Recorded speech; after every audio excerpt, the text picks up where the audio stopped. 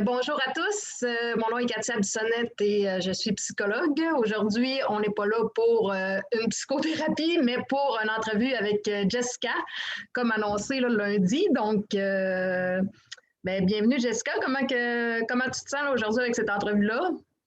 Salut Katia, ben, je me sens très bien et bien hâte de pouvoir contribuer à ta chaîne. Puis j'espère que ça va pouvoir ben, servir à d'autres personnes. Mhm. Est-ce que tu peux nous parler un peu de ton histoire, de ton parcours, en fait, qui est quand même particulier? Oui, ben, bien sûr. En fait, moi, c'est ça, j'ai été placée de l'âge de 10 à 17 ans et 3/4. J'étais placée parce que j'avais des difficultés dans ma famille, où j'avais des troubles de comportement. En fait, mes parents se sont séparés quand j'avais 2 ans et demi. Je voyais quand même mon père, une fin de semaine sur 2, quand c'était possible. Mais j'habitais avec ma mère qui était monoparentale, puis ben, c'est sûr qu'elle elle avait aussi ses difficultés de son côté, puis on roulait pas dans l'or, comme on dit, fait qu'on était plus, en situation un peu précaire, à certains moments. Donc plus les années avançaient, plus l'école c'est vraiment l'école, moi, qui ont, en fait, qui ont comme signalé ma situation au départ à ma mère pour leur dire que je dérangeais en classe, que je dérangeais les autres élèves, les professeurs, que j'étais pas du monde, là, que j'étais la petite Chris, Ah comme on ouais, pouvait appeler, ouais. ouais. Tu sais, je brassais pas mal, je donnais pas ma place. Puis, là, c'est ça, mais ma mère, elle, ils leur ont demandé, tu sais, d'aller consulter, d'aller voir des spécialistes au CLLC, puis ils poussaient pas mal pour de la médicamentation.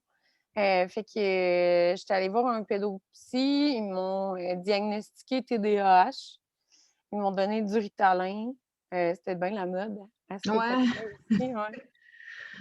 ça l'est Puis, encore. ouais, un peu trop. Le Fait son, que comment? le son venait de dehors. En tout cas, je sais pas si on Ah, l'entend, OK, ça va être mieux. c'est bon, parfait. C'est là, c'est moi qui dérange. Ouais, non, c'est bien parfait, ça va être des bloopers. Fait que non, ben, c'est ça, comme je disais, là, ma mère, elle, était un peu, tu sais, désemparée de la situation. Elle savait pas trop quoi faire. Fait qu'elle est allée chercher de l'aide, là, puis, je te dirais que même avec du recul aujourd'hui, elle estime qu'elle a pas reçu l'aide qu'on aurait eu besoin, dans notre famille, autant pour elle, pour ses besoins à elle, que pour moi, pour mes besoins à moi. Puis tu sais, Puis je de dis ça, ça fait souvent. environ combien de temps? 10 ans, 15 ans? Ben, moi, j'ai 32 ans, puis ben, c'est arrivé, tu sais, je suis rentrée vraiment dans le système, de la DPJ à 10 ans, mais j'avais, tu sais, 7 ans, là, quand que vraiment on a commencé à avoir, des services. OK. Fait que ça fait une couple d'années, là, ça me rajeunit pas. Mais, j'ai le cœur bien, bien jeune quand même. C'est ça qu'il faut, c'est important. Fait que, c'est ça, mais ma mère, comme je disais, là, est allée chercher de l'aide, puis, à un moment donné, ben, c'est ça, elle savait plus quoi faire, fait qu'elle a décidé de me placer. Puis comme je dis souvent, c'est ça, les écoles, puis un peu partout, les différents milieux, là, les intervenants et tout, je trouve qu'ils s'arrêtaient trop souvent, à mes comportements, tu sais, à ce que moi j'avais comme symptômes, en fait, parce que, tu sais, un enfant qui peut-être pas je veux pas faire de généralisation, là, c'est pas tout le temps ça, mais tu sais, un enfant qui agit, des fois, c'est parce que ça cache d'autres choses, puis c'est ça qu'il faut aller voir, tu sais. Ben, Puis moi, exactement. ben, ça a pas peut-être pas été fait, assez, tu sais, comme il aurait fallu. Surtout du côté de mon père où ce que là, il y avait comme un peu plus de difficultés là, dans sa famille avec sa conjointe aussi là. Moi, mon père, il a été aussi, victime, mais dans le fond, de violence conjugale. Fait que moi, j'ai été témoin de ça aussi là, de la violence conjugale, des conflits, entre lui et sa conjointe, tout ce qu'il pouvait se faire brasser pas mal. Puis, c'est important de dire aussi que moi, j'avais 6 7 ans à cette époque-là. Puis, tu sais, mon père, il a eu une tumeur au cerveau. Puis, ben, il a failli mourir, tu sais, il s'est fait opérer, ouvert, la tête. Puis, Moi, quand j'étais allée le voir à l'hôpital, parce heureusement, il a survécu à l'opération, ça m'a fait, tout qu'un choc, tu sais, un traumatisme de le voir comme ça, puis de savoir que j'ai failli le perdre. Puis, après ça, ben, je voyais sa femme, tu sais, qui le maltraitait puis qui le frappait. Puis, moi, j'étais comme un peu le bouc émissaire, là, tu sais, c'était moi qui était mis sous le spotlight en me disant, tu sais: «C'est de ma faute», puis on me culpabilisait de ces chicanes-là. Fait que ça a été vraiment une époque, une période plus difficile pour moi. Fait que quand mon père, il s'est séparé d'elle, ben ça c'est sûr que pour moi, c'est un beau cadeau, là, ça a été vraiment le fun, mais après, il y a eu un autre conjoint qui était pas, nécessairement plus fine. Fait que je fais souvent, l'analogie avec les films de Disney puis les méchantes belles-mères. Ben, moi, c'est un petit peu ça, là. J'ai pas eu des belles-mères très, très, affectueuses et gentilles dans ma vie. Fait que c'est sûr que ça a venu miner un peu la relation avec mon père aussi. Fait que je l'ai perdu de vue à un moment donné pendant 4 ans de temps parce qu'il y a eu un signalement à DPJ parce que à un moment donné, il m'avait comme serré le bras parce que j'étais bien tannante, tu sais. Puis, là, c'est ça, c'était le terrain de jeu à l'époque qui avait fait le signalement, tu sais. Puis, ben, sa blonde n'a pas été contente. Puis, finalement, j'ai perdu mon père de vue pendant 4 ans. Ah ouais. Ouais. Fait que c'est sûr que ça a été une grosse perte pour moi, tu sais, ça a été difficile aussi, tu sais, en pleine adolescence, de 10 à 14 ans, j'avais pas de contact avec mon père, puis c'est là aussi que j'ai commencé à rentrer dans le système puis à être placée. Fait que je me suis vraiment sentie, tu sais, abandonnée, puis, j'ai vraiment senti qu'on me mettait tout le temps responsable de tous les problèmes aussi, tu sais, alors que dans le fond, je réagissais à ce qui m'arrivait, tu sais, puis aux difficultés que je pouvais vivre dans ma famille. Fait que l'école, pour moi, c'était comme un endroit où ce que je pense j'envoyais des signaux d'alarme, tu sais, en Ben fait, là. oui. Ben oui, puis c'est comme ça qu'il faut comprendre aussi les comportements de l'enfant. C'est qu'il essaie de. C'est une tension qui manifeste de cette façon-là, mais c'est quoi qu'il y a en arrière? C'est ça, c'est ça qu'il faut qu'on sache, là. Puis, tu sais, quand tu parles de la responsabilité, tout ça, c'est que en plus, la, la vision de l'enfant, on dit qu'elle est égocentrique. Fait que quand il arrive des choses, que ce soit une séparation ou des conflits avec les parents, automatiquement, l'enfant, il va penser que c'est lui, là, même si on ne dit pas, là, même si on lui dit hey, regarde, c'est pas de ta faute, pas... lui, automatiquement, il va penser, parce qu'il n'est pas capable de voir les choses, de les percevoir nécessairement différemment par rapport à d'autres personnes, puis d'autres perceptions, d'autres nuances. Fait en plus, si on te responsabilisait en plus par-dessus ça, c'est sûr que, en tout cas, puis est-ce que tu avais des frères puis des sœurs ou tu étais seule? Non, moi, j'étais enfant unique. OK. Donc, ben, souvent, je dis que c'est une bonne affaire, j'imagine, parce qu'il aurait pas fallu qu'on soit plusieurs à vivre ça, parce que là, j'aurais sûrement vécu aussi le deuil d'être séparée de mes frères et sœurs, parce que c'est souvent ce qui arrive à la DPJ, malheureusement, tu sais. Puis en même temps, ben, au fond de moi, j'aurais bien aimé ça, justement, avoir quelqu'un, à qui me confier, à qui partager ce que je vivais, parce que, tu sais, souvent, j'ai pas l'impression d'avoir eu, tu sais, cette écoute-là que j'aurais peut-être eu de besoin. Tu sais, heureusement, moi, je suis très reconnaissante parce que dans ma vie, j'ai eu des gens très importants qui ont été là pour moi. Puis je pense que ça a été quelque chose qui m'a beaucoup, beaucoup aidée. Tu sais, j'ai eu ma tante avec mon oncle, puis mes grands-parents du côté de ma mère, qui, eux, ont toujours été là pour moi dès ma naissance, avant même que je naisse, ils étaient là pour moi puis ma mère. Jusqu'à temps que moi, j'aille ma propre fille, ou ce que là, ils m'ont aidé aussi avec ma fille. Donc, je suis vraiment reconnaissante pour ça parce que je sais qu'il y en a plusieurs qui n'ont pas cette chance-là, tu sais, d'avoir une famille élargie qui sont là pour les aider aussi. Moi, j'ai eu ce filet de sécurité-là, tu sais, qui m'a vraiment aidée, puis ils m'ont donné beaucoup d'amour, puis ils m'ont appris beaucoup de choses, tu sais. Mon grand-père m'a appris à faire du vélo, à être débrouillarde dans la vie, à m'organiser, tu sais, puis pour ça, je suis bien reconnaissante. Fait que je pense que c'est important de le dire, mais c'est ça, tu sais, quand tu as pas cette chance-là, ben il faut que tu la trouves ailleurs, tu sais. Oui. C'est pas tout le temps évident, là. Mais le support relationnel, c'est un facteur vraiment déterminant là, dans le fait de reprendre sa vie en main, puis d'avoir confiance en soi, tout ça. Là. Je pense que c'est un facteur qui compte énormément. Puis, si c'est pas la famille, ben, c'est de s'entourer d'amis là, vraiment de qualité. Puis, c'est, oui, vraiment. Mm. Puis, oui, ben c'est ça, finalement, là, tu es rentré à 10 ans, tout ça, dans en centre jeunesse ou en famille d'accueil ou... J'étais en famille d'accueil la première fois, c'est ça, dans une famille d'accueil, parce qu'à l'époque, il y avait des familles d'accueil puis des familles d'accueil de réadaptation. Il n'y avait pas de famille d'accueil de proximité à mon époque. Les familles d'accueil de proximité, ils ont été ajoutées un peu plus tard, là, quand moi je suis sortie du système. Puis les familles d'accueil de réadaptation, ils ont été enlevées aussi. Au début, je suis rentrée vraiment dans une famille d'accueil standard, là, où on était une dizaine de jeunes. C'était dans la même ville d'où j'habitais, fait que c'était pas trop déstabilisant pour moi. Puis j'ai pu continuer à la même école aussi, c'était important. Fait que ça a relativement bien été. Je suis restée là 1 mois. Puis après ça, ça a commencé à se gâter. J'avais des problèmes de comportement aussi, là, veux pas. Puis il est arrivé une confrontation là, avec le papa de famille d'accueil. Fait que j'ai été renvoyée de là.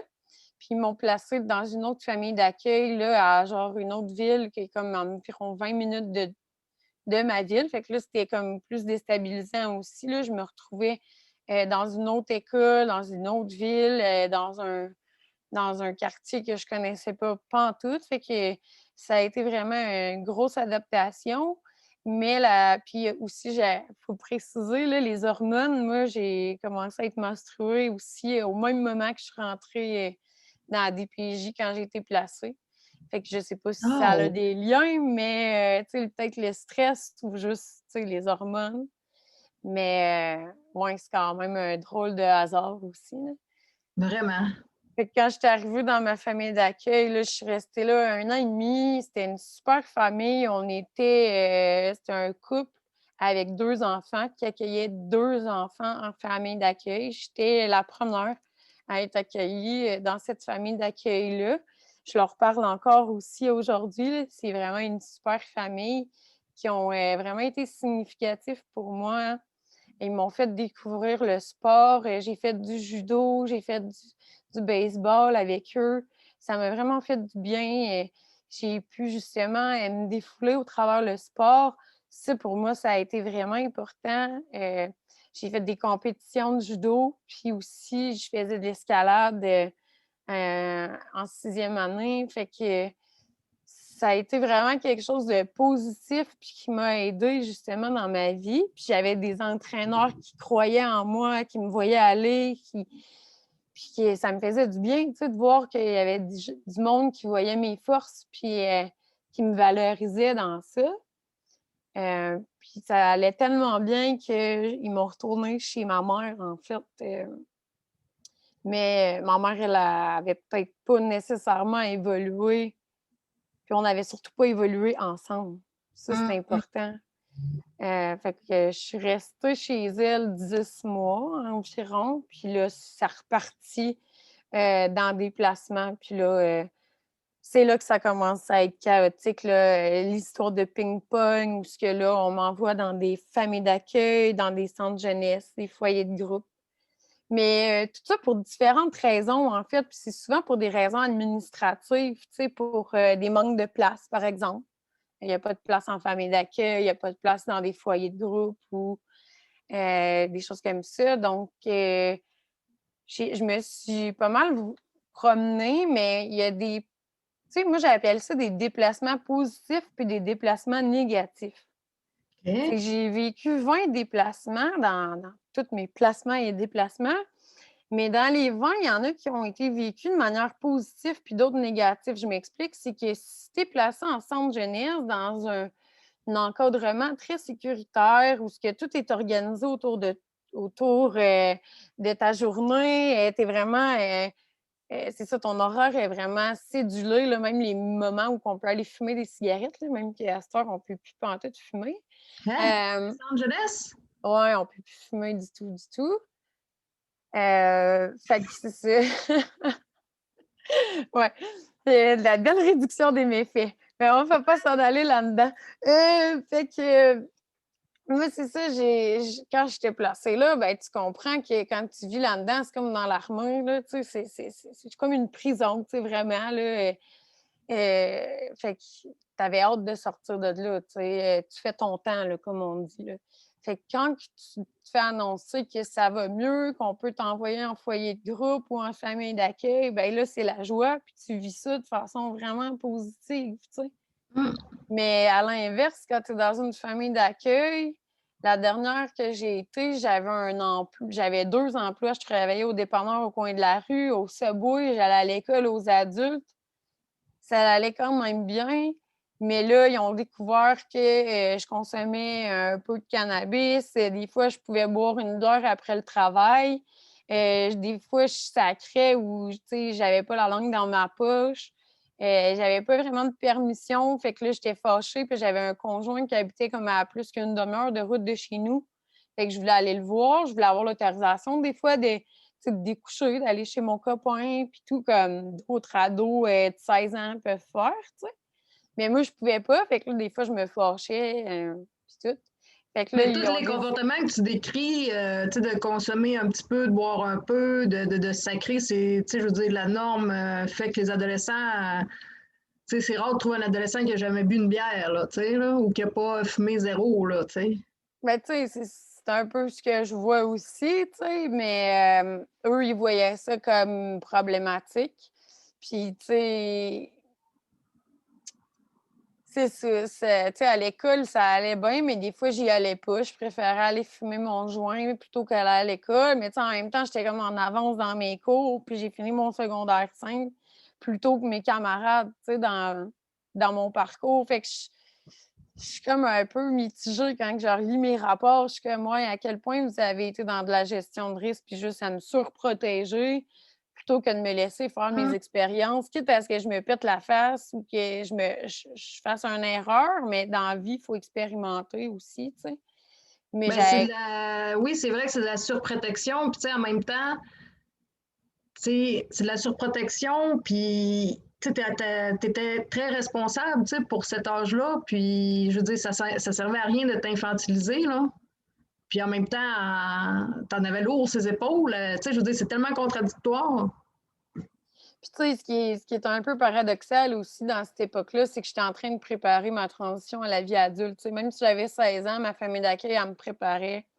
Je recevais des cadeaux, puis c'était pour préparer mon trousseau, tu sais, pour aller en appart. Fait que moi, la chambre chez ma mère, c'était une petite chambre dans un 4,5, là. On vivait dans une maison mobile. Arrivé dans ma chambre, j'avais l'ancien divan-lit à ma mère, puis de chaque côté, là, ça montait, là. Puis c'était des boîtes d'affaires pour aller en appart. Puis je faisais le tour de mon unité de vie ou de mon centre de jeunesse, puis j'étais comme: «Qu'est-ce qu'il faut dans une maison?» Là, j'étais comme, tu sais, un balai, un truc à toilette, puis je faisais ma liste. Fait que là, quand il y avait les spéciales, les soldes, ben j'allais dans les magasins, puis j'achetais ce que j'avais de besoin avec ma paye. Fait que tranquillement, pas vite, j'ai monté mon trousseau de même, tu sais. Fait que ça a été vraiment un choc quand ils m'ont retournée au centre d'accueil pour ça. Fait que là, Ouais. j'ai décidé, tu sais, moi, bon, ben, c'est quoi qu'ils veulent, tu sais? C'est quoi? J'ai décidé comme je dis, un peu de jouer la game, tu sais? De dire, bon, c'est quoi qu'eux autres qui s'attendent pour que je rentre dans la norme, tu sais, dans la petite case qu'eux autres ils voient, là, les normes sociétales puis tout. Qu'est-ce qu'il faut que je fasse pour fitter dans ça, pour avoir la paix puis avoir ma liberté? C'est ça que j'avais besoin.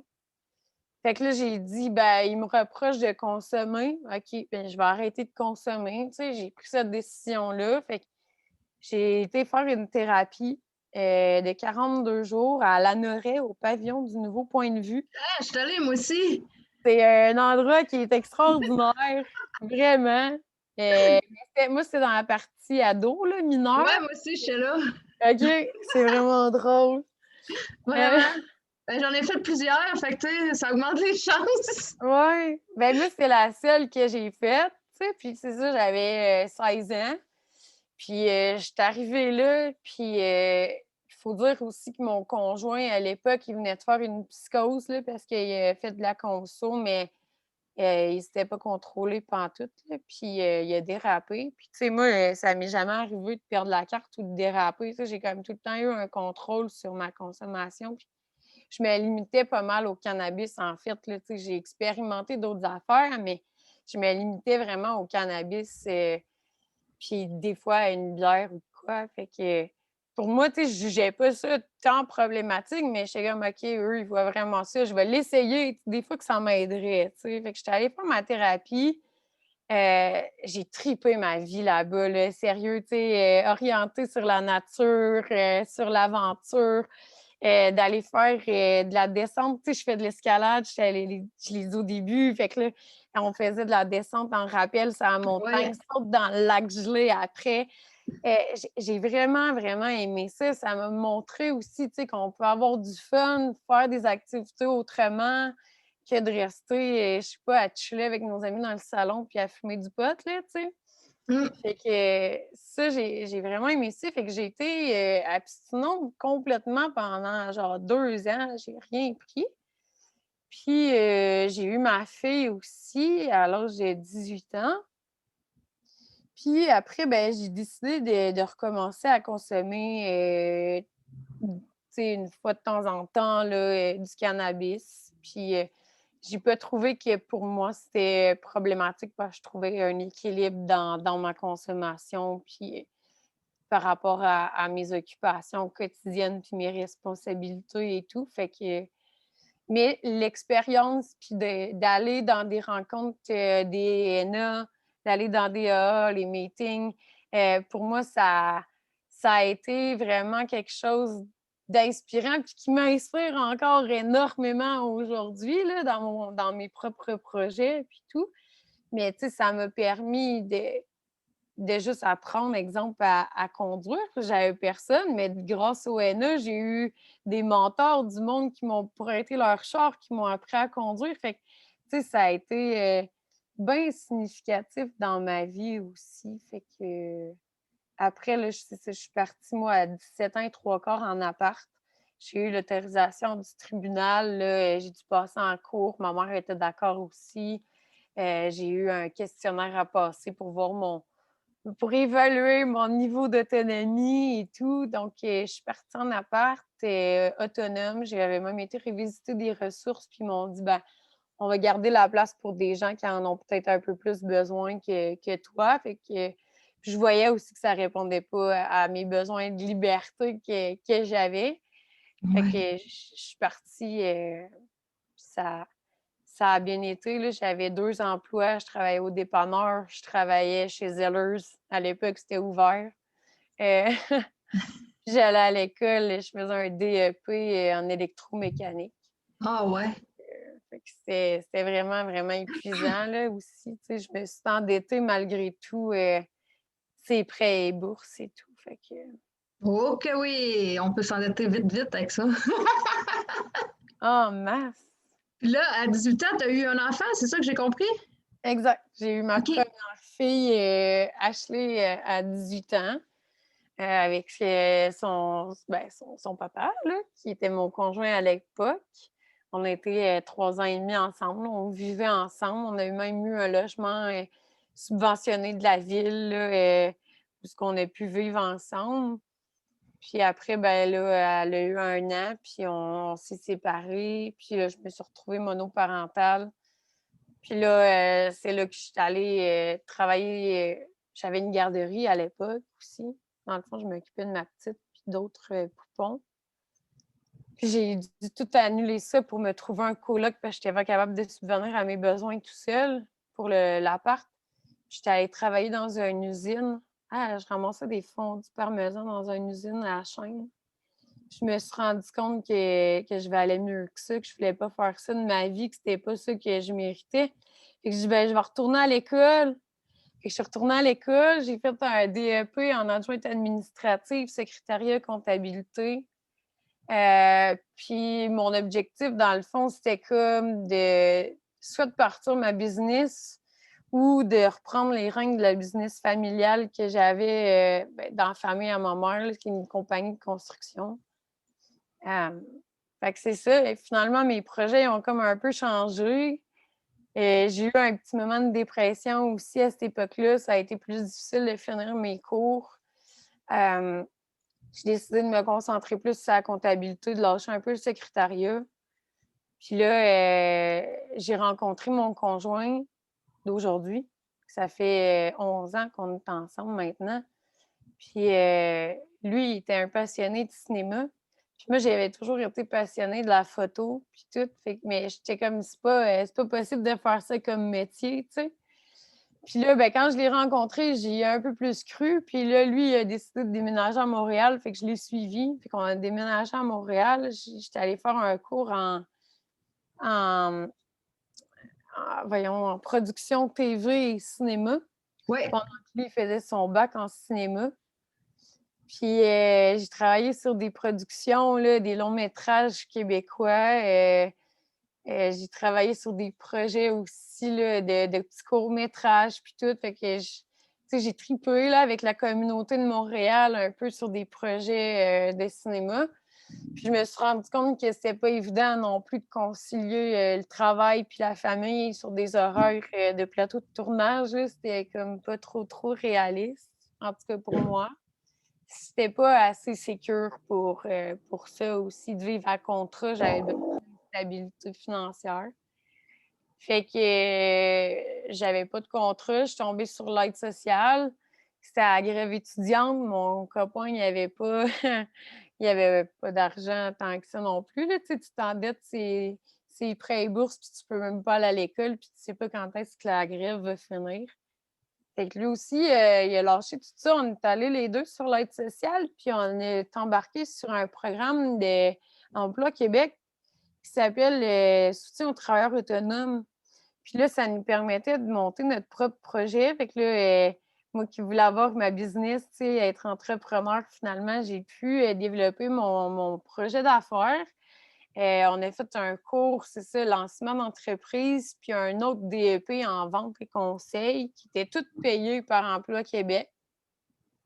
Ça, c'était vraiment trippant. Ça nous a donné des diplômes. Ça nous a permis, c'est ça, de développer notre plan d'affaires puis de lancer notre entreprise, les ateliers Namasté.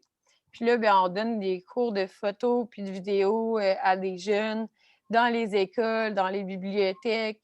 On les sensibilise sur les métiers du cinéma, sur qu'est-ce qui est possible de faire, sur comment faire un film aussi. Euh, fait que ça, je fais ça depuis 2012-2013 avec mon conjoint.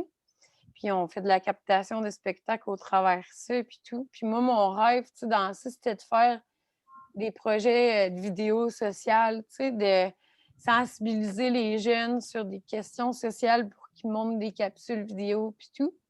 Finalement, ça a pris d'autres tournures où ce qu'on voulait pas imposer de sujet, on voulait vraiment comme laisser les jeunes expérimenter et tout. Puis je me sentais peut-être pas non plus assez outillée pour faire ça. Puis je suis comme revenue avec l'idée de fonds que j'avais qui était de redonner à d'autres jeunes qui avaient été placés parce que pendant longtemps, j'ai voulu être intervenante, tu sais. Mais je voulais pas aller au cégep, je voulais pas aller à l'université. J'étais comme ça coûte trop cher, c'est pas accessible. Ça va être trop difficile avec les enfants. Tu sais, je me mettais moi-même des barrières, tu sais, puis finalement, quand j'ai vu mon copain qui avait fait son cégep, son université, ben, je me suis dit, ah ben, ça n'a pas l'air si pire que ça, tu sais. Dans le fond, à deux de même, on peut s'entraider, puis moi aussi, je suis capable de le faire, tu sais. Si toi, tu as été capable, je peux le faire aussi. Fait que là, j'ai décidé, c'est ça, de. J'avais pas été au cégep, fait que j'ai fait mon année préparatoire.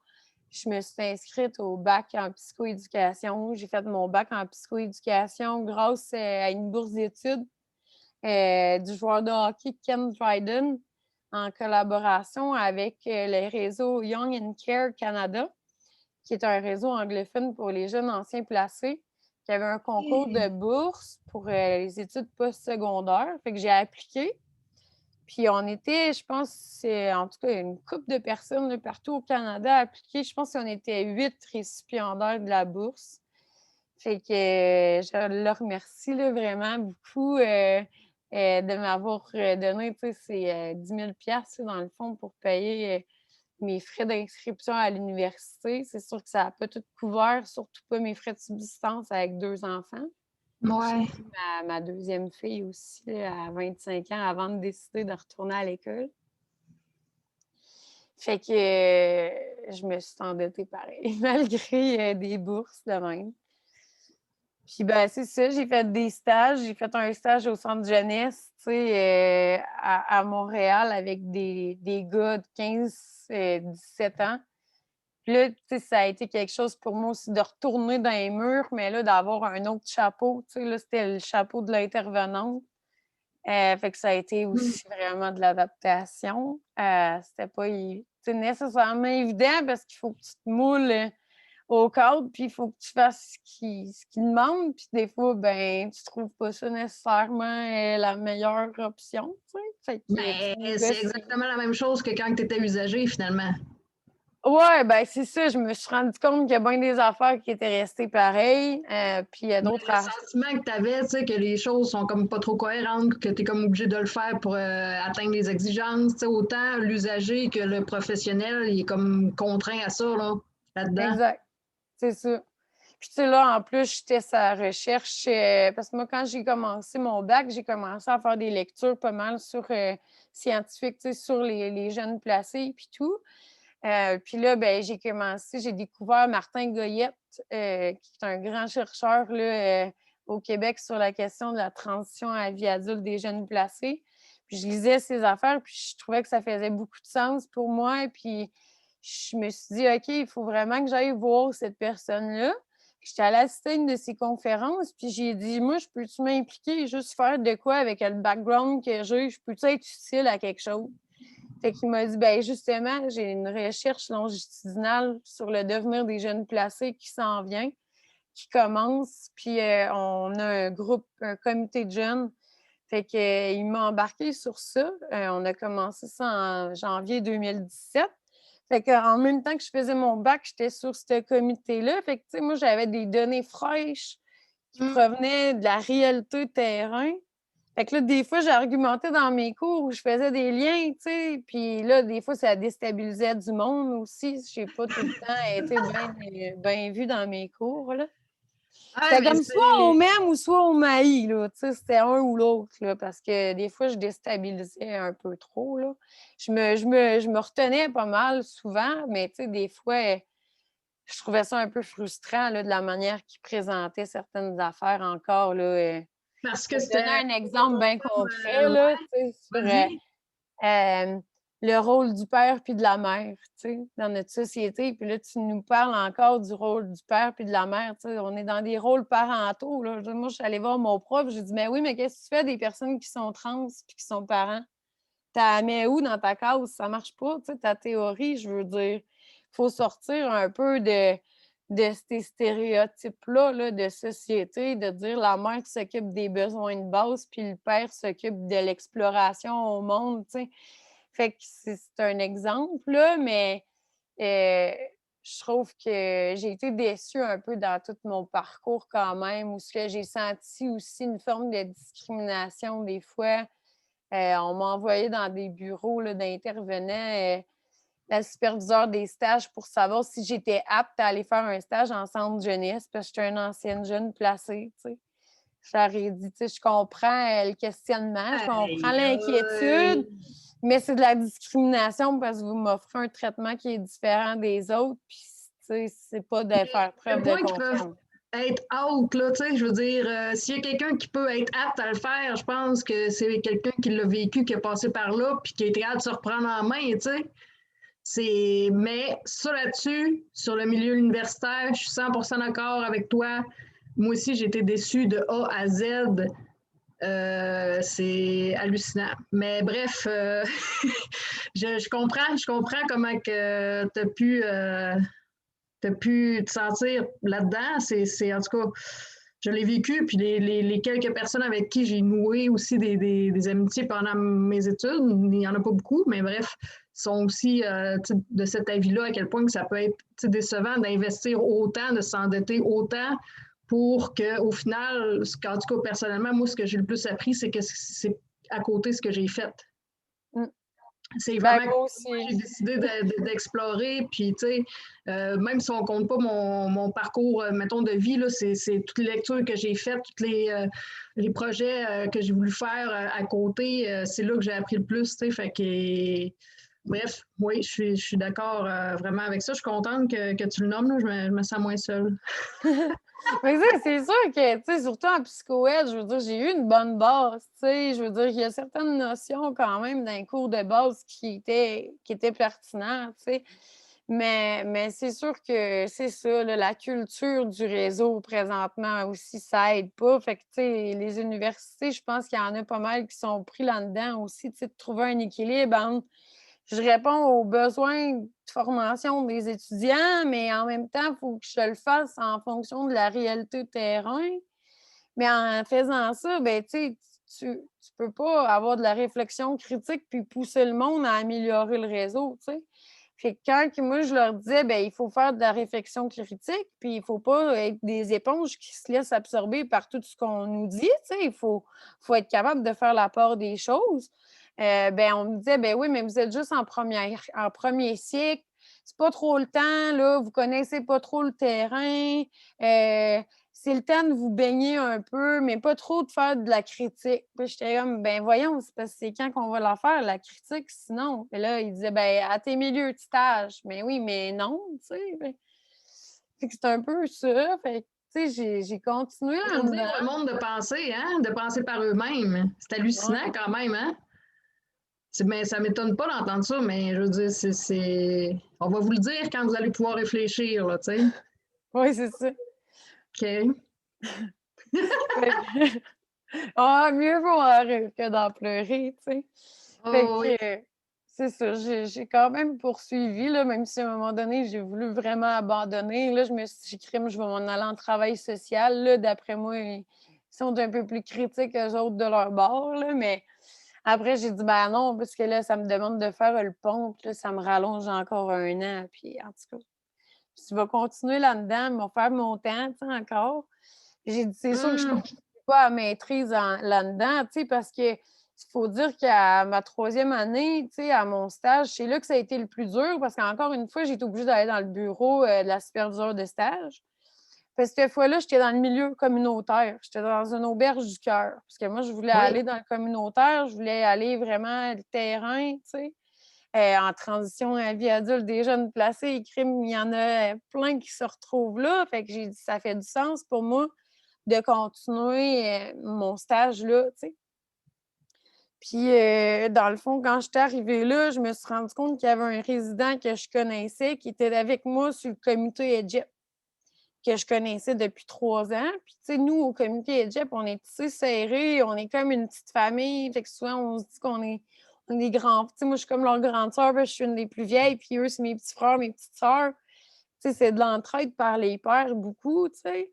Puis, ben là, lui, c'est ça, j'ai pas eu le choix de le dire, tu sais, ben, je le connais, tu sais. Fait que là, il passe dans le bureau parce que là, on me dit que j'étais en conflit de rôle. Parce que là, je connais la personne, puis je peux pas intervenir vu que je le connais, puis qu'on est comme dans une relation, tu sais, slash amitié. Mais je suis comme, ouais, ouais, mais c'est mon père, tu sais, pas père, papa, mais père, P-A-I-R-S.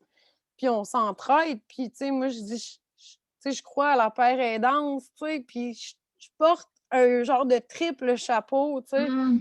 Paire aidante, je suis une ancienne, je suis intervenante, tu sais, fait que je suis comme, à un moment donné, il faut me prendre moi comme un tout, puis pas moi en tant que psychoéducatrice. Mais ils n'ont pas accepté ça parce que dans leur tête, c'était un conflit de rôle. Puis ça m'a vraiment, vraiment choquée. Puis j'ai vu qu'il y avait un problème vraiment qu'on ne reconnaissait pas les pairs, puis qu'on ne reconnaissait pas le savoir expérientiel. Puis ça m'a vraiment motivée pour ma maîtrise. Puis j'ai dit, tiens, je vais aller faire une maîtrise sur la paire aidance. Fait que c'est Martin Goyette, mon directeur de recherche. Ah, ouais, en plus! Puis je le fais à l'ENAP, à l'École d'administration publique, pour justement voir, à réfléchir pour implanter vraiment un réseau, là, au Ah. moins monter un projet pilote, puis voir comment que on peut monter ça avec des partenaires du communautaire, puis de l'institution, puis tout. Fait que là, je rentre là-dedans, avec je suis bien emballée, là, je suis bien excitée, mais tu sais, Ben c'est ça. vraiment? Faut qu'on reconnaisse le savoir expérientiel, puis qu'on écoute les jeunes, qu'on les fasse participer aux décisions qui les concernent, puis qu'on arrête de focusser sur ses comportements, qu'on focus, tu sais, sur les forces, sur les intérêts, de dire: «Hey, toi, c'est quoi t'aimes dans la vie? Toi, c'est quoi tu veux faire? T'es qui toi?» Tu sais? Puis qu'on leur donne cet espoir-là. Nous autres, on est bien ancrés, là, à chaque fois dans notre groupe, on parle de l'espoir, tu sais, puis on est des porteurs d'espoir. On a un groupe, c'est porteurs d'espoir DPJ, puis on veut justement être des figures, tu sais, des mentors pour dire au monde, ben, tu sais, malgré tout ce que tu as vécu, là, toute la merde, toutes les difficultés, ben, essaye de voir ça d'un autre côté, tu sais, de chaque médaille a 2 côtés à une médaille, tu sais, tu es un gagnant parce que dans le fond, tu as vécu ça, mais tu es encore là aujourd'hui, puis ça te rend juste plus fort, puis tu as plus d'expérience. Fait qu'avec ça, tu sais, tu peux en aider d'autres aussi, tu sais. Puis Ben, en plus que aidant ça. d'autres, tu vas t'aider toi aussi. Fait que Oui, puis c'est de changer aussi, de changer tout ton projet à toi, là. Je veux dire, c'est extraordinaire, mais c'est parce que tu as eu l'expérience avant, tu sais, pour y ouais, penser, puis voir c'est quoi qui est le mieux, puis, tu sais, tu as été confronté à beaucoup de merde, là.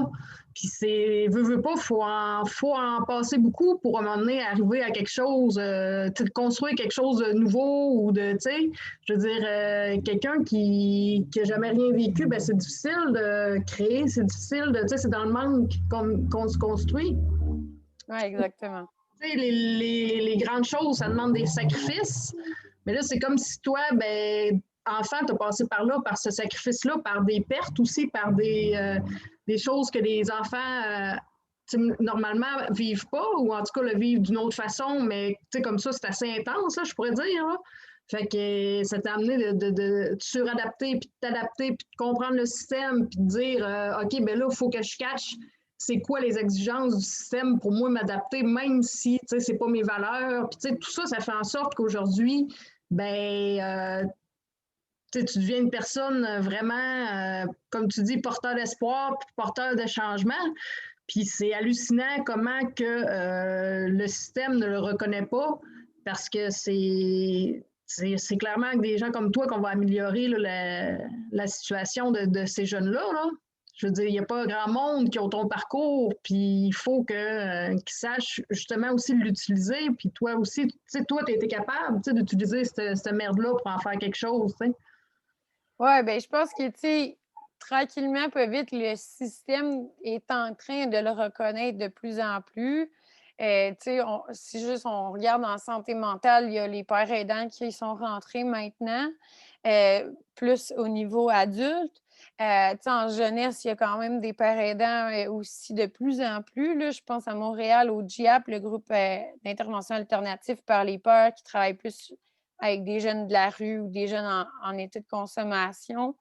Fait que, tu sais, il y a beaucoup de travailleurs de rue aussi, là, dans différentes régions qui sont aussi des gens qui ont vécu des difficultés, tu sais, qu'on peut appeler des pères. Mais je pense que, ouais, tranquillement, pas vite, on est en train de reconnaître le savoir expérientiel et pas juste le savoir purement théorique, parce qu'un savoir expérientiel, tu sais, c'est hybride entre le savoir qui est, tu sais, tu peux posséder des savoirs théoriques, là, puis tu peux aussi posséder là, tout le savoir pratique également, puis le savoir-être. Fait que, tu sais, je pense que c'est important là, de. Ça Ben dépend, c'est pas tout le monde, mais ça demande un travail, tu sais, un travail sur soi, un oui, travail sur ton histoire. mais pour travailler avec l'humain, le savoir expérientiel, je pense que c'est la clé, là, Mmh. honnêtement. Là.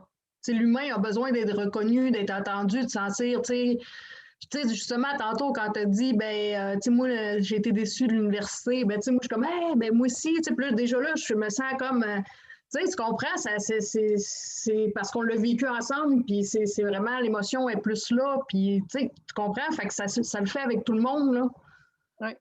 Fait que, Ben, le c'est sentiment ça. d'appartenance, c'est bien important. Puis, tu sais, on parlait tantôt des liens sociaux, tu sais, qui sont bien, bien importants. Puis, tu sais, justement, il n'y a aucun Bien, il n'y a aucun groupe, là. Il y en a 2 groupes qui existent au Québec, là, qui ne sont pas très connus, là. Le Réseau Intersection Québec, le RIC, qui est à Québec, puis CARE Jeunesse, qui est à Montréal, qui sont 2 organismes à but non lucratif par et pour des anciens jeunes placés en transition à la vie adulte. Mais ces 2 organismes-là ne sont pas reconnus présentement, pour les subventions, n'ont pas de financement. Tu sais, il existe depuis 2016, mais il en arrache, puis, tu sais, c'est bien difficile. Fait qu'à un moment donné, ouais, il faut que le gouvernement, il reconnaisse. Puis, tu sais, en Europe, c'est une obligation, en fait. Nous, quand on a rencontré les groupes, on a fait une école d'été, à un moment donné, puis on a rencontré des jeunes qui avaient été placés en France. Puis on a découvert que depuis les années 60, c'est une obligation. Dans chaque département, il y a des ADPAP. Les ADPAP, c'est des groupes d'anciens jeunes qui aident d'autres jeunes. Puis il y a aussi les repères, des repères jeunesse. Puis on s'est dit, ben voyons, pourquoi qu'on n'a pas ça ici? Justement, tu sais, des endroits où ce que on peut, comme les ENA puis les AA, les jeunes peuvent aller, je sais pas, à chaque semaine, à chaque mois, aller jaser avec d'autres mondes qui ont vécu les mêmes choses qu'eux. Mais en Europe, c'est implanté depuis 1960? Environ, oui. Puis c'est une Ah obligation. ouais! C'est pas parfait. Il y a plein de choses qui sont à améliorer. Mais depuis 1960, que c'est obligé, que c'est payé par le gouvernement d'avoir justement des groupes d'entraide pour les jeunes, tu sais.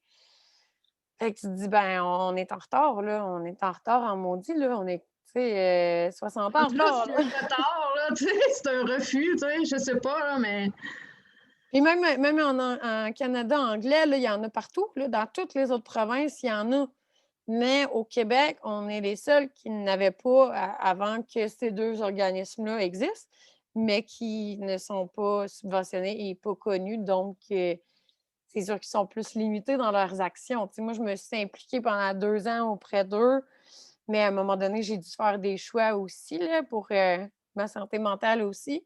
mmh. Fait que j'ai dû me retirer puis mettre mon énergie sur d'autres projets, mais tu sais, c'est complètement aberrant, là, justement, que ça soit pas plus reconnu puis qu'on finance pas, tu sais, juste les auberges du cœur, là, je veux dire, c'est eux qui les accueillent, les jeunes, après, là, puis ils sont pas subventionnés à moitié, là, tu sais, ils demandent depuis, la nuit des temps d'avoir du financement, fait que c'est ça, puis si je pourrais continuer comme ça, là, sur mon élan, là, je dirais que dans les approches, là, vraiment, tu sais, qui font du sens pour moi, là, tu sais, j'en parlais tantôt, là, les approches d'intervention par la nature, puis l'aventure, le plein air. Ça fait du sens pour moi parce que je pense pas que ça répond aux besoins de tous les jeunes d'aller voir un psy, puis je prends le pas personnel en tant que psy, là, mais d'aller voir un psy dans un bureau entre 4 murs, puis de Je s'asseoir suis en très face à d'accord avec face. toi, de toute façon, là, tu sais, là, ça, c'est sûr. C'est sûr que c'est tout le temps plate d'aller chez le psy, mais quand tu es un jeune puis que la personne a l'air de venir d'une autre planète en plus, tu sais, non, non. Ça, je suis d'accord, oui.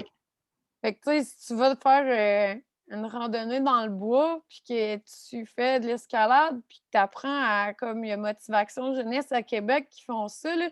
Ils font des cours d'escalade avec les jeunes placés, puis ils switchent. Des fois, c'est l'intervenant, des fois, c'est le jeune qui assure l'autre qui monte.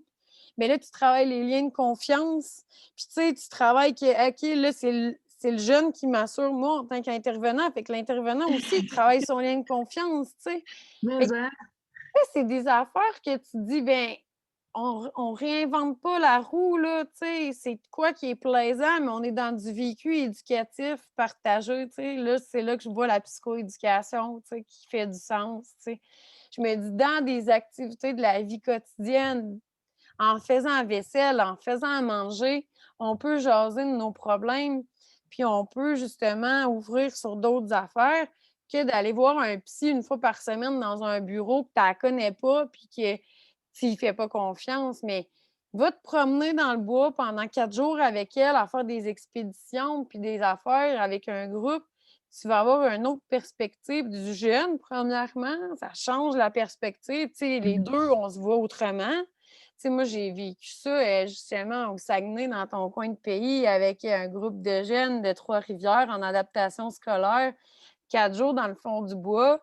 Euh, Puis la TES qui suivait, elle avait le vertige, puis elle n'a pas été capable de suivre tout au long. Mais là, ils voient, OK, l'autre aussi, des fois, elle peut en avoir des difficultés. Pas juste moi, en tant que jeune, un Oui, adulte aussi. Fait que, tu vois autrement les gens, puis les profs aussi, ils disaient autrement, hey, le jeune, là, ça a super bien été, on le voit autrement, on le voit pas comme il est assis dans la classe puis il dérange, tu sais. Là, on le voit que c'est un leader, il aide les autres, il les attend, il les encourage. Hey, c'est plus le même jeune, tu sais. Fait que ces ben c'est par approches-là. l'expérience, c'est par l'expérience. Puis, tu sais, t'as raison aussi, tu sais, le psy est comme limité dans.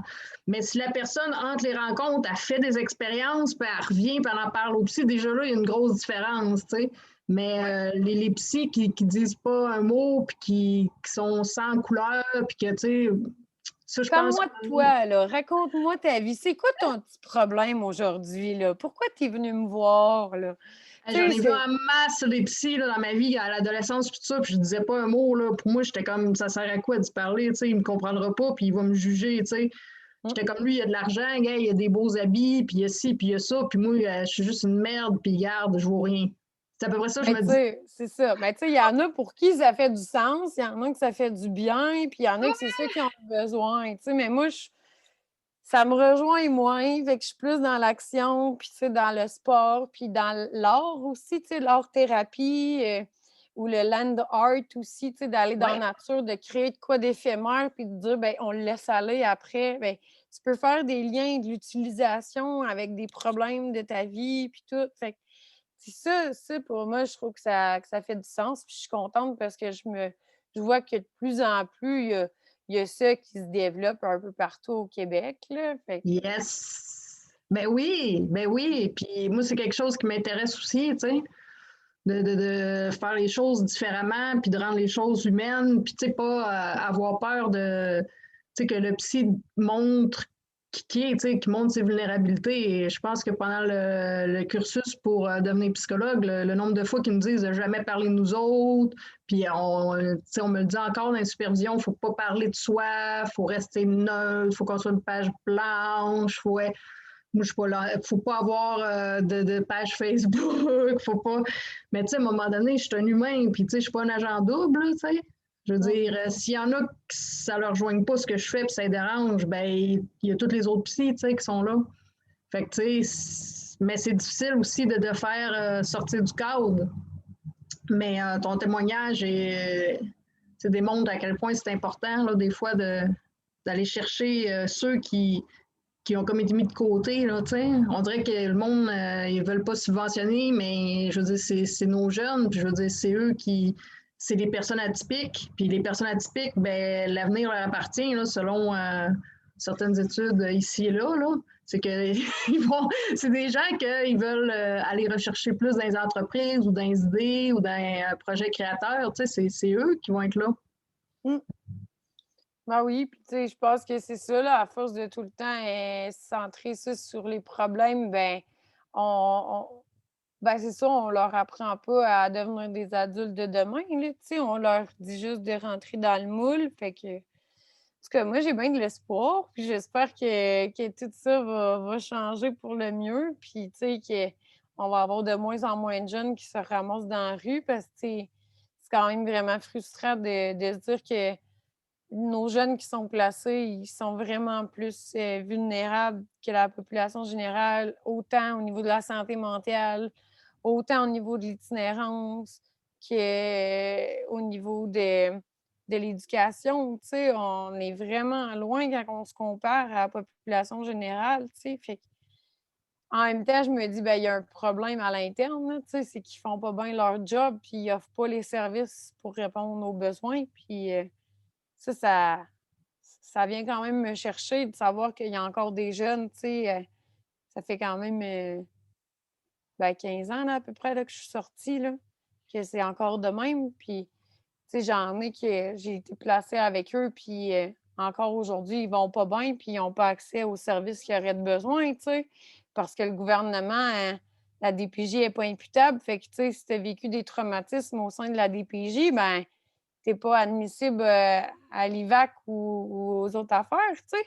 Fait que ça fait un non-sens, tu sais. Puis, ben, c'est des jeunes qui se retrouvent souvent sur l'aide sociale ou l'aide, tu sais, de solidarité pour invalidité. Puis, tu sais, qu'est-ce qu'on fait pour les soutenir, ces jeunes-là qu'on a rendus inaptes à cause des services de protection qui étaient supposés les aider, puis favoriser leur développement.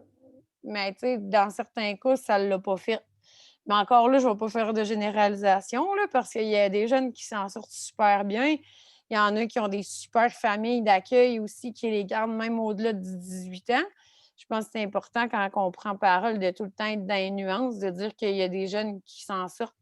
Il y en a qui vont bien, mais il y en a d'autres qui n'arrachent. Puis c'est ceux-là, je pense qu'il faut s'intéresser pour savoir, bien, qu'est-ce qu'on ne fait pas correct, qu'est-ce qu'on pourrait faire de mieux pour les rejoindre. Puis je pense justement en étant plus créatif, en allant où ce qu'ils sont, en faisant des projets qui font du sens pour eux, qu'on va pouvoir les rejoindre. Puis c'est vers ça qu'on s'en va, je pense. Mais ça prend du temps, puis beaucoup de reconnaissance. Puis c'est sûr qu'avec un gouvernement comme on a présentement, ben c'est peut-être pas le gouvernement qui est le plus centré sur les services sociaux, là.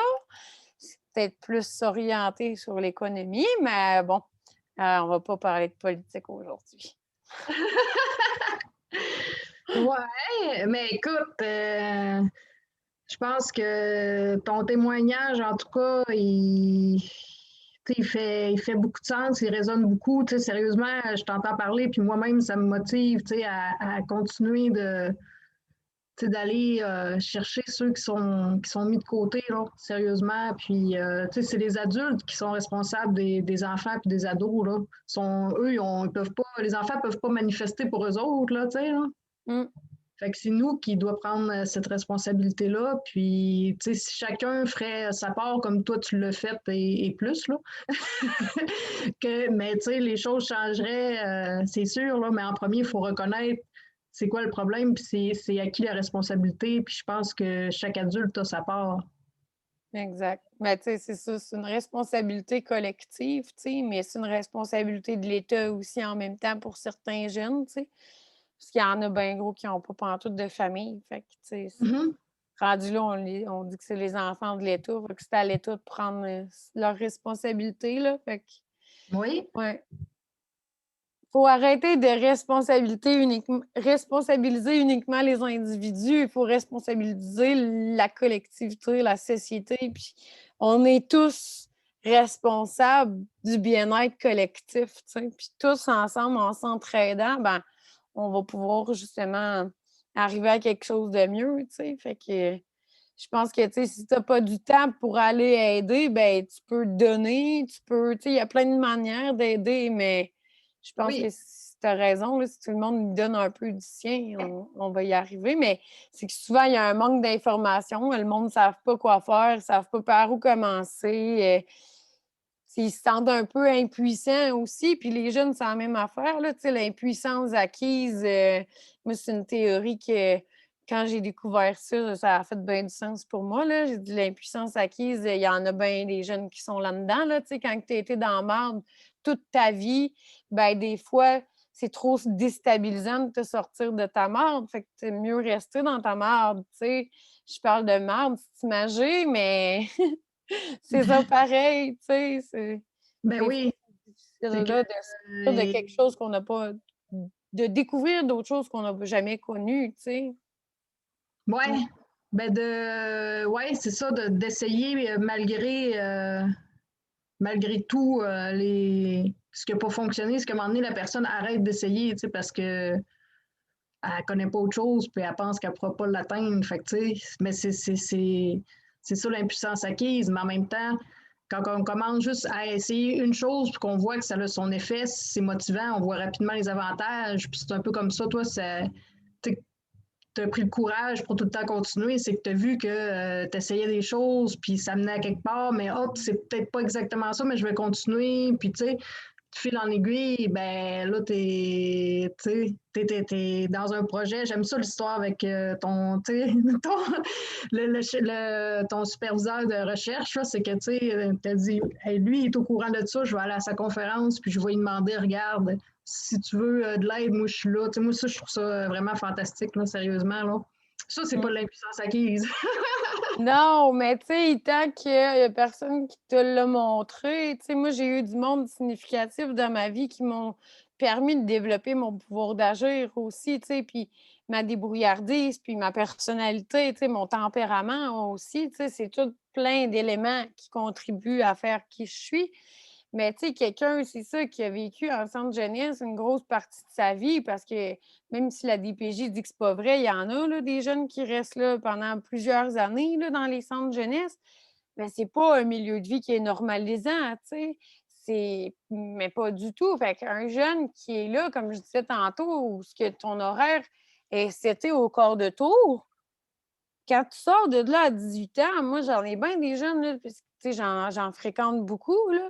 Il y en a bien des jeunes qui me disent, ben là, je me retrouve, là, que je sais plus quoi faire de mes journées. J'ai trop de temps libre, j'ai trop de liberté. Toute ma vie, on m'a dit quoi faire. Toute ma vie, on m'a structuré. Là, je me retrouve avec rien ni personne. Elle ne sait pas quoi faire. Je ne sais pas par où commencer.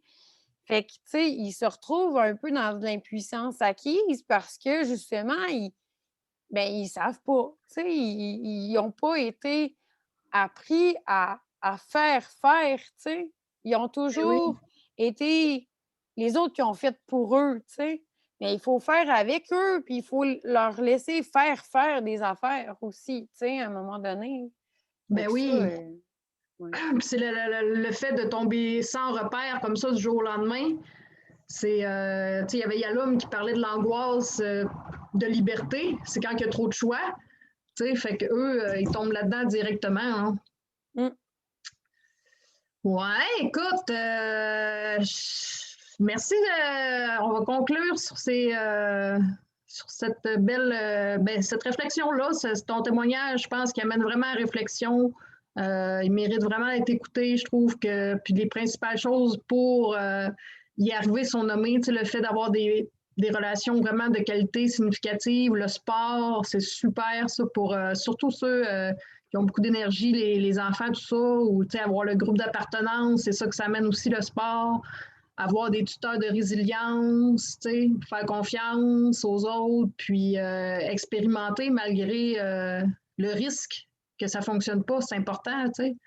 Mmh. Fait que je trouve que D'avoir des pratiques sensibles au trauma aussi, tu sais, d'arrêter de focusser sur les comportements tout le temps. Puis là, c'est ça, je viens d'embarquer sur le consortium canadien sur le trauma avec Delphine Collin-Vézina. Fait que pour ceux que ça intéresse, là, il y a une plateforme avec des infos puis tout, mais tu sais, c'est vraiment la nouvelle vague là, qui s'en vient présentement, c'est les pratiques sensibles au trauma, puis d'arrêter justement de focaliser sur les comportements, puis de voir ah qu'est-ce oui, qu'il y a en dessous de ça, puis de creuser un peu plus, tu sais. mais oui, c'est le comportement, c'est quasiment comme un symptôme. Il faut que tu ailles voir en dessous, il faut que tu ailles voir la cause. Là. Si tu essaies juste d'éteindre le comportement, ben, ça va se déplacer autrement ou la personne va refouler son affaire puis ça va ressortir plus tard. T'sais. Mais Exact. tous les liens que tu veux partager, je les mettrai en commentaire. Donc, si les gens veulent aller voir, ils auront juste à cliquer en dessous. Good. Fait que, écoute, ben, merci beaucoup hein, de ta générosité, de ton temps comme ça. Puis, tu sais, je trouve que, en tout cas, tu parles avec passion. Puis, c'est vraiment, je trouve ça vraiment beau. Je suis vraiment contente, en tout cas, de cet échange-là. Puis, de toute façon, nous, on reste en contact, là. Puis, on se tient au courant de nos projets communs. Ben oui, puis ça serait cool de faire un petit projet ensemble là, avec ton petit manuel de survie de l'étudiant. Moi, je vois bien des liens depuis que j'ai connu ça, là, nos jeunes placés, puis justement là, de faire de faire connaître ça là, davantage pour justement là, sortir un peu là, de cette vision des comportements, puis de valoriser l'éducation, puis de leur dire hey, vous êtes capables, là, puis c'est pas vrai que vous devez choisir entre subvenir à vos besoins en allant travailler ou vous endetter pour aller à l'école. Il va falloir que le gouvernement il mette ses culottes puis qu'il mette l'argent aux bonnes places, puis ça va être dans l'éducation de nos jeunes, hein, parce que Oui, ouais. Hey, Faut il aurait faire pu autrement. enlever nos dettes au lieu de donner de la PCU. Et ça a été. Ça arriverait, là. Que la dette soit effacée, la dette étudiante soit effacée de même, là, pour tout le monde, là. Mais, hey boy, ça changerait. En tout cas, ça aussi, ça pourrait être revisé, mais bon, on n'est pas rendu là. Ah, ça fait partie des recommandations de la commission Laurent là, pour les jeunes placés. Hein, puis en tout cas, moi, je garde bien espoir. Tu sais, il y a des projets qui voient le jour. Là, en France, je ne sais pas si ça a été voté finalement, mais j'ai vu ça passer le mois dernier, là, justement, sur un projet qui ressemble à ça, là, de donner des allocations mensuelles aux jeunes, payer leurs études, s'assurer que le logement y est payé, que les besoins de base soient comblés, puis qu'il y ait de la bouffe dans le frigo, c'est le gros minimum. Là, fait que j'ai Ouais. bien de l'espoir. Là, la commission Laurent a plaidé pour nous, mais on va garder les yeux puis les oreilles grandes ouvertes pour voir ce qui va se passer à l'automne. Puis on continue le travail. Puis j'espère que ça va avoir aidé certaines personnes de m'entendre aujourd'hui. Là. En tout cas, si j'ai un message à leur dire, c'est de ne pas avoir honte, là, puis d'aller chercher de l'aide quand tu en as besoin. Puis, tu sais, si l'aide classique ou traditionnelle répond pas à tes besoins, ben, tu sais, il y a moyen de te ressourcer d'autres manières, puis de juste parler avec du monde qui ont vécu des choses comme que tu as vécu, puis que d'aller dans la nature, surtout si c'est au Saguenay, là, toi, tu un beau spot, là. Mais à Montréal, l'accès en nature est plus difficile, mais bon, on va aller se promener au Mont-Royal ou de quoi. Fait que faut prendre Ah, soin de soi ben oui. Ben dans oui. ce monde de fous. Ben, il faut trouver sa place, il faut la faire. Exact. Je pense que, en tout cas, toi, tu l'as trouvé. Tu vas aider d'autres à en trouver. Exact. Fait que sur ça, je souhaite un bon mercredi. Merci encore, puis on se reparle bientôt. Merci à toi. Bye. Ciao!